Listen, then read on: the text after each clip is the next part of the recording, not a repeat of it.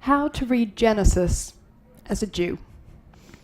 Well, the first advice I would give is to allow more than 10 minutes. Jews have been reading Genesis for 4,000 years, and we are still arguing about what it means, so I'm unlikely to be able to resolve that for you in the next 10 minutes. But what I can perhaps do is dispel the myth that Judaism is a legalistic tradition. If that were the case, why would Jews read Genesis, a biblical book that's famously short on law and big on narrative? But Genesis is clearly a central part of the Jewish tradition. So why? Part of the reason, I think, comes from the well-known non-Jewish author, Philip Pullman, who famously said, "Thou shalt not is easily forgotten. Once upon a time lasts forever."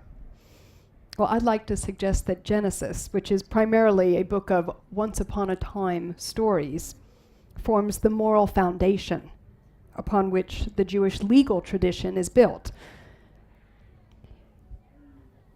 Without that narrative tradition, I would find Judaism unbearably legalistic. But because we have the Genesis and the narrative tradition, Judaism can maintain a creative tension between values and law, each one informing and enriching the other. So let me offer you an example of that. The book of Genesis begins with the story of creation. Bereshit bara Elokim et hashamayim ve'et haaretz. In the beginning, God created the heavens and the earth. And how did God create them? The text goes on to say, Vayomer Elokim yehi or. Vayehi or. And God said, "Let there be light." And there was light.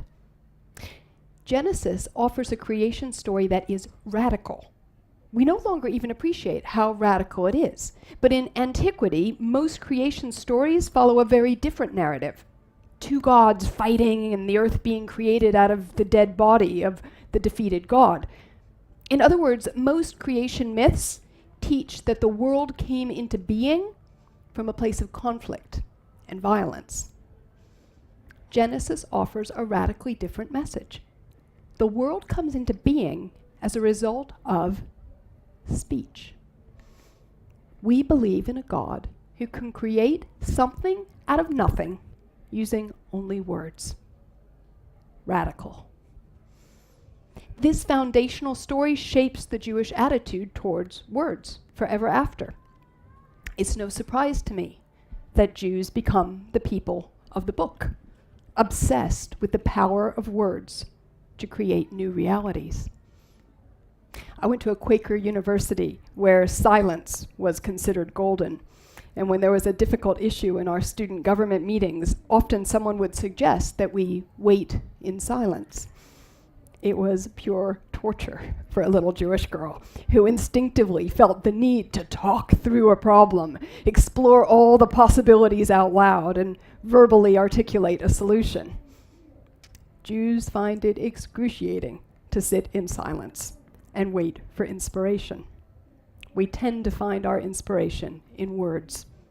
I'm shocked I didn't get kicked out of my Quaker university. But if the creation narrative teaches the value of speech, the Jewish legal tradition then gives teeth to that value. Because despite our appreciation of words, Jews understand that while a whole world can be created with speech, that same power of words can also destroy worlds. Our ancient rabbis, therefore, instituted laws that instruct us how to use speech for good.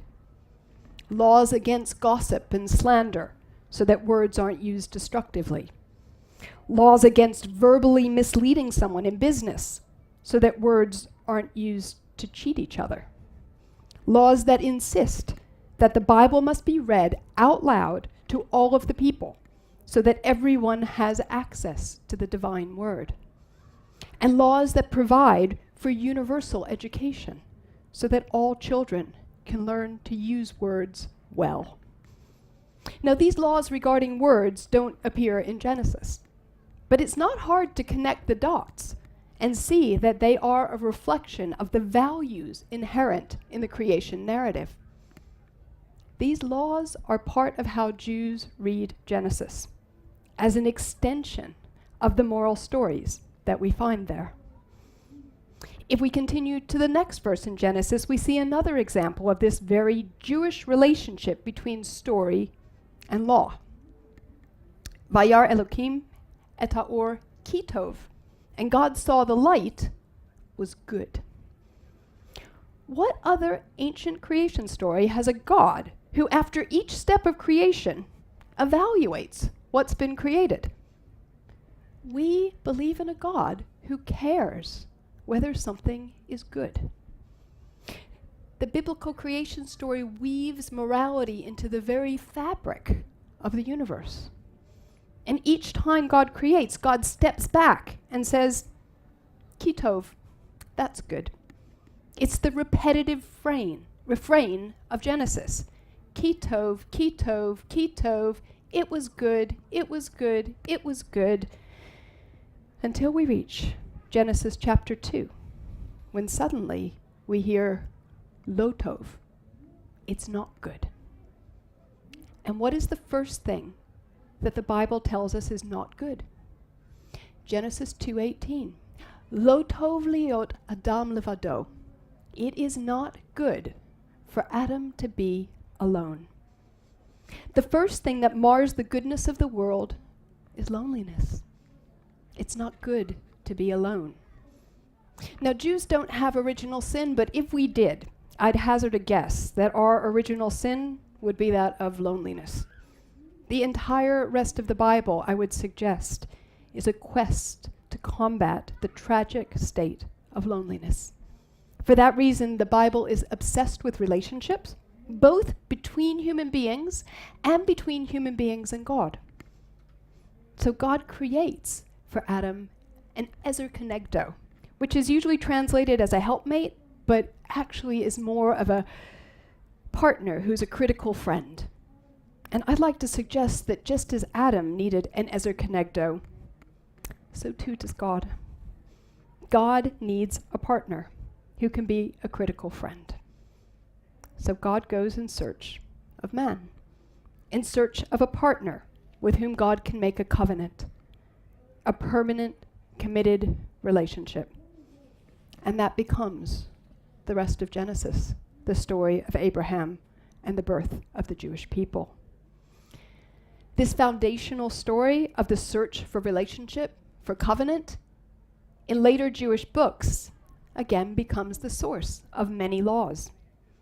Because if we're God's partners, and if we care about combating loneliness, then we need to create societies where people can live together in relationship with one another. So the Jewish Bible gives us laws to help us create societies that are just, that look after the weak and the oppressed. And it's not only our relationships with each other that matter. We also need to create rituals that allow us to maintain our relationship to God. And so the Jewish Bible gives us laws about the Sabbath, about holiness, and about how to build a temple so that God can dwell amongst us. From just that one verse, it is not good for Adam to be alone. Jews create a wealth of laws to enact the values of that story, through a set of laws that help us to combat loneliness and build a strong relationship with God and with each other. Thou shalt not is easily forgotten, but once upon a time lasts forever. With all due respect to Philip Pullman, I'd like to suggest that both thou shalt not and once upon a time are necessary. If we only have thou shalt not, we lose the narrative soul to express the values underlying the laws. But if we only have once upon a time, we risk not knowing how to put our values into action. In short, to read Genesis as a Jew is to mine the biblical stories for the values that lie at the foundation of our laws, so that we can be God's helpers in finishing the work of creation. Thank you.